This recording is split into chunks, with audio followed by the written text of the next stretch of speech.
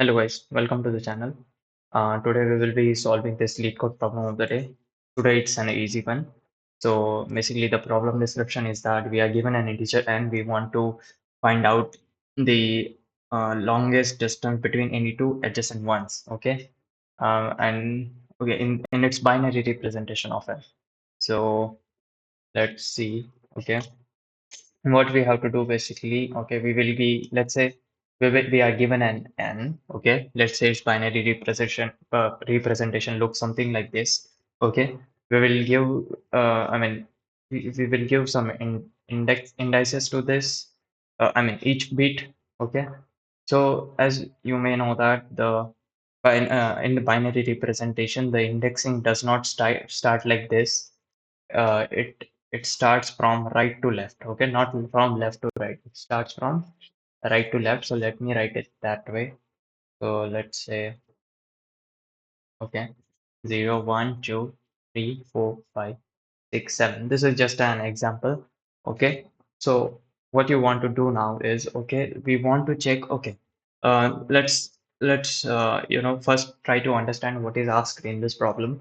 So let's say for this bit, this is set bit, right? We want to check between the adjacent ones, what is the maximum distance. Okay, what is the maximum distance? So basically between 7 and 3. Okay, I mean, what is the position of this thing? This is 7. What is position of this thing? This is 4. So what is the distance between them? It's 7 minus 4, which is equal to 3. Okay, so for this one, the for this particular bit, okay, this is the adjacent one, and its distance with the current one is 3. Okay, now for this one we will never check onto the left. Okay, we will always check to the right, because uh, this one will calculate that one for the further ones, so we don't need to check one.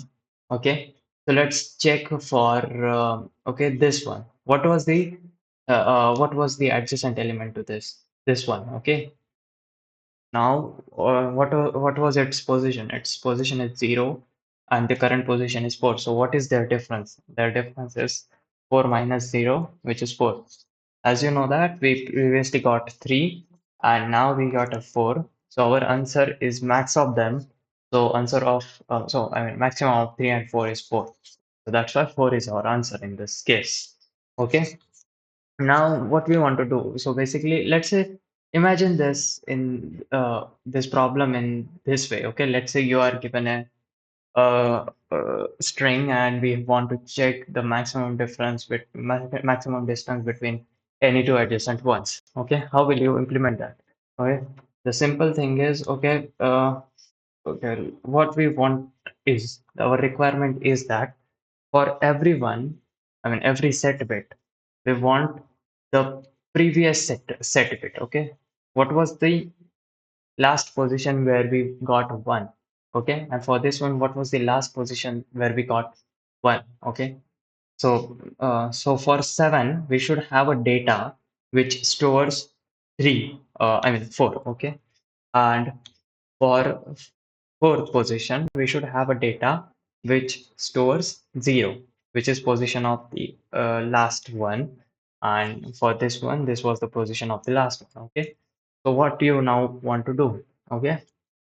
Uh, as I said, this is the binary representation of n. I mean, it may look like this. And the indexing always starts from right, goes to the left. Now, if we see, okay, so let's first discuss the logic. So we will maintain our previous one. As I said, we will need a data which stores the last occurrence of, basically position of one, last position of previous one, previous one or set bit. Okay, this is the thing. Now, what do you want to do? Okay, so previous will be, let's say, previous is the data which is the variable which will store that data.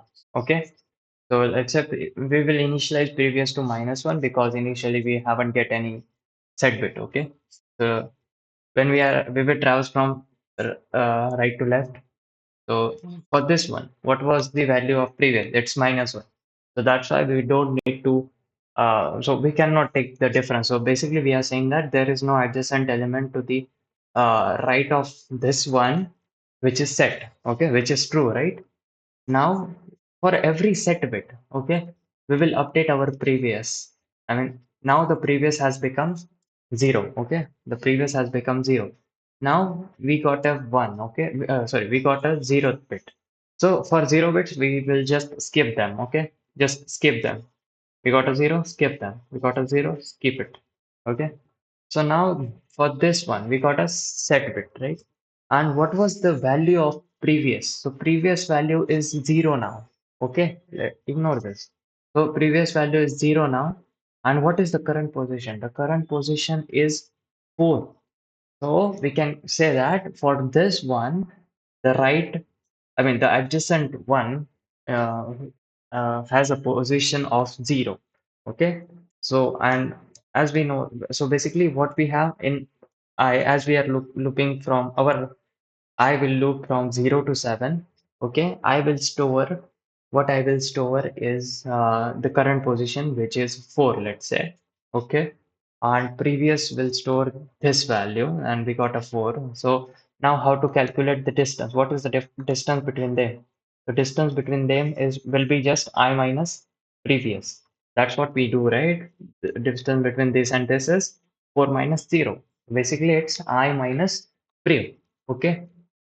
Now that we have got this, so this is the current distance we got, and now we will just update our answer as max of answer and distance. Okay. And our answer will be initialized to 0. Okay, because they have said in the problem statement that if there is no one, or if there is a single set bit in the binary representation of n, okay, we should return as 0. Okay, we should return a 0. Now, okay, let's try to focus on uh, okay, so as it should be clear to you that we will be looping from 0 to, okay, 7. So what will be the limit for this? As you know that the limits are for n is 10 raised to 9. Okay. So, so 2 raised to 30, if you see, okay, 2 raised to 30, let me, type it over here. So 2 raised to 30 is whatever value we get, it is greater than 1 in 9. Okay, so basically what it says that we can represent the every decimal less than equal to 1 in 9 in the I mean in the binary representation whose length will be 30. So there will be 30 bits, okay, in the binary representation at max 30 bits. Okay. Uh, so we can imagine that all others are 0, 0. Okay, on the so all the trailing zeros, there are trailing zeros initially. So basically, if this is these are 8 bits, right? From 0 to 7, these are 8 bits, and so this will be 22 bits. Okay, which will be 0 bits, all 0 bits. Okay, now. Okay, so we just want to loop from 0 to 30. 0 to 30. Okay. The 30th bit will be the last one, and just do whatever is said. Okay. Now we want to check, there will be a thing that, okay, here let's say for every index, we want to check if the ith bit is set or not, right? So let's see how to calculate that. Okay. So the another problem becomes that check if the ith bit of a number is set, or if it's 1 or not. Okay. So now how will you check that? Okay. So let's say we have let me erase this. Uh, let's say we have a I mean, let's say we have a number. Ignore this part. I will explain what is that. Okay. Uh, okay, let's say our n is 10, whose binary representation will be some zeros and then 1010. So these will be 26 zeros and these are 4 bits. Okay, as I said, there will be 30 bits at max. Okay, now what we want to do is, okay, let's put some indices to each bit: 0, 1, 2, 3, 4, 5, dot dot dot, and this will be some zeros. Okay, now what you want to do? Okay, let's say if I want to check if 1th bit is set or not of this number. Okay, I just have this number in decimal format, right? uh, I want to check if 1th bit is set or not. What I will do is, first of all, right shift it by 1. Okay, whichever bit I want to check, right shift by I. Right shift the number by I. So let's say for I mean, if we shift we want to check this bit is set or not, right? So if we shift this right to the right by 1, what you will get is some zeros. Okay, then 1, 0, 1. Okay, this 0th bit will be gone. Okay, now our new number becomes this. Now, as you know that what we had done is we just brought this set bit to the rightmost. Okay, to the rightmost position. Now we want to check if only the last bit is set or not. Okay, we just want to check if the last bit is set or not. So what you can do, just take an AND with some zeros, I mean all zeros, and just put the last bit as 1. Okay, because when you take AND of these, what you should get, you will get 1 and 1 should be 1 and all others will become 0 now. So what is this? This is basically binary representation of 1. So if you get a 1, you can say that, okay, this bit is set. Okay. Let's say if this bit, let's say now we want to check if, let's say if this bit was not set, like there was a 0 in between instead of 1. So when you right shifted it by 1, yeah, because we wanted to check the 1th bit, when you right shifted it by 1, here you will get a 0, and when you take AND with this thing, you will 0 and 1 will always give you 0. So if it is 0, we can say that there is no set bit, and I mean at the ith position. And if it is 1, then you can say that, okay, this is there was a set bit at ith position. Okay, uh, and how do you write it in code is that, so basically what you do, first of all, take n, right shift by I, because you want to check if ith bit is set or not. Right shift it by I, okay, and then take an AND with 1. So basically, what is this? This is binary representation of 1 only, right?